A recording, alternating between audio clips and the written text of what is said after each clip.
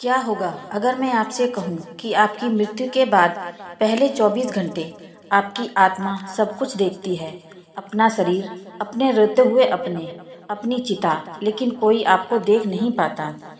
क्या होगा अगर मैं आपसे कहूँ कि आपकी हर सोच, हर झूठ, हर छुपा हुआ पाप और हर सच्चा प्रेम सब कुछ दर्ज है, और मृत्यु के बाद आप स्वयं अपने जीवन के न्यायाधीश बनते हैं। यह कोई कल्पना नहीं, यह वर्णन है गरुड़ पुराण का। दोस्तों, दुनिया में सबसे बड़ा सत्य मृत्यु है। राजा हो या भिखारी, ज्ञानी हो या अज्ञानी, एक दिन शरीर गिरता है, लेकिन कहानी वहीं खत्म नहीं होती। असल कहानी तो शरीर गिरने के बाद शुरू होती है। गरुड़ पुराण कहता है, जैसे ही अंतिम सांस निकलती है, आत्मा शरीर से वैसे ही निकलती है जैसे पिंजरे से पक्षी। पर समस्या यह है कि उसे पता ही नहीं चलता कि पिंजरा टूट चुका है। वह अपने शरीर को देखती है, लोग रो रहे हैं, डॉक्टर सिर झुका चुके हैं, पर आत्मा सोचती है, सब मुझे अनदेखा क्यों कर रहे हैं। यह भ्रम, यह असहायता, यही मृत्यु का पहला अनुभव है।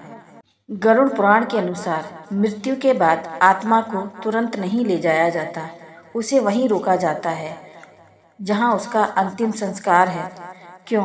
क्योंकि अब शुरू होता है सत्य का चलचित्र। उसके सामने उसका पूरा जीवन चलाया जाता है, बिना किसी बहाने के, बिना किसी तर्क के। वह झूठ जिसे आपने छोटी सी बात कहा था, वह धोखा जिसे आपने मजबूरी बताया था, वह प्रेम जो आपने पूरे दिल से किया था, सब कुछ ऊर्जा बनकर सामने खड़ा हो जाता है। यह दंड नहीं, यह प्रकाश है। फिर आते हैं यमदूत, लेकिन वे वैसी आकृति वाले नहीं होते जैसे फिल्मों में दिखाए जाते हैं। गरुड़ पुराण कहता है, उनका स्वरूप आत्मा के कर्मों पर निर्भर करता है। जिसने धर्ममय जीवन जिया, उसे वे संत समान दिखाई देते हैं। जिसने अधर्म किया, उसे वही यमदूत दंड अधिकारी जैसे प्रतीत होते हैं। और फिर आत्मा को एक सूक्ष्म मार्ग पर ले जाया जाता है, जहाँ ना शरीर होता है, ना नाम, सिर्फ कर्मों की गंध होती है। आखिरकार आत्मा पहुँचती है उस दिव्य स्थान पर जहाँ न्याय होता है। वहाँ विराजमान होते हैं धर्मराज यमराज, और उनके पास खड़े होते हैं चित्रगुप्त। चित्रगुप्त के पास एक ग्रंथ होता है, पर वह सामान्य किताब नहीं होती। उसमें लिखा होता है, आपने क्या किया और आपने क्या सोचा। यहाँ छल नहीं चलता, यहाँ पूजा का दिखावा भी नहीं चलता, यहाँ केवल भाव चलता है। एक बार किसी भूखे को प्रेम से दिया गया अन्न हजारों पापों को धो सकता है, और 1000 बार की गई पूजा यदि अहंकार से की हो, व्यर्थ हो जाती है। न्याय से पहले आत्मा को वैतरणी नदी पार करनी होती है। वैतरणी नदी धार्मिक आत्मा के लिए यह गंगा समान होती है, पापी के लिए यह रक्त, कीचड़ और भय से भरी होती है। जिसने जीवन में सेवा, दान और करुणा की हो, वह आसानी से पार कर जाता है। जिसने लोभ, हिंसा और छल किया हो, वह उसी में फंसता है। गरुड़ पुराण कहता है, नरक स्थायी नहीं है, वह शुद्धिकरण है। कई नरक वर्णित हैं, हर पाप के लिए अलग अलग अनुभव। पर ध्यान रहे, यह ईश्वर का बदला नहीं, यह कर्म का संतुलन है। दंड भोगने के बाद आत्मा को मिलता है अगला जन्म। गरुड़ पुराण कहता है, सृष्टि में 84 लाख योनियां हैं, पर उनमें से केवल मानव योनि ही ऐसी है जहां सुधार संभव है। बाकी सब भोग की योनियां हैं। आत्मा अपने कर्मों की कंपन के अनुसार शरीर प्राप्त करती है।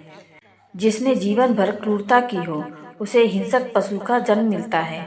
जिसने लोभ किया हो, उसे कीट या दरिद्र का जन्म मिलता है।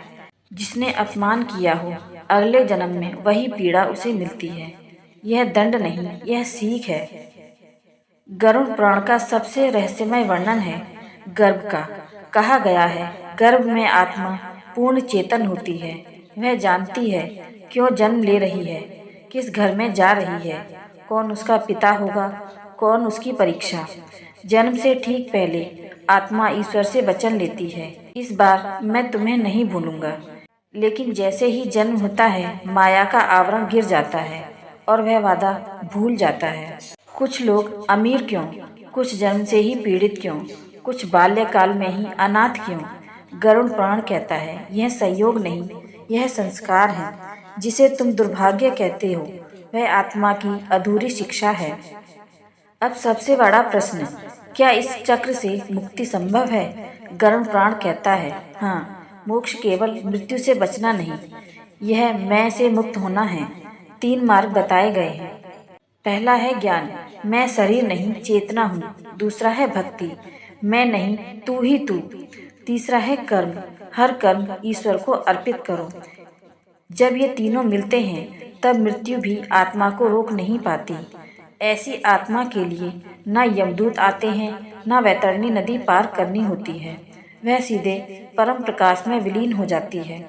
आज आप सांस ले रहे हैं, आप सोच रहे हैं, आप चुन सकते हैं, लेकिन जब यह क्षण आएगा, जब शरीर शांत होगा, जब सब रो रहे होंगे, तब आप अपने जीवन का कौन सा दृश्य देखना चाहोगे?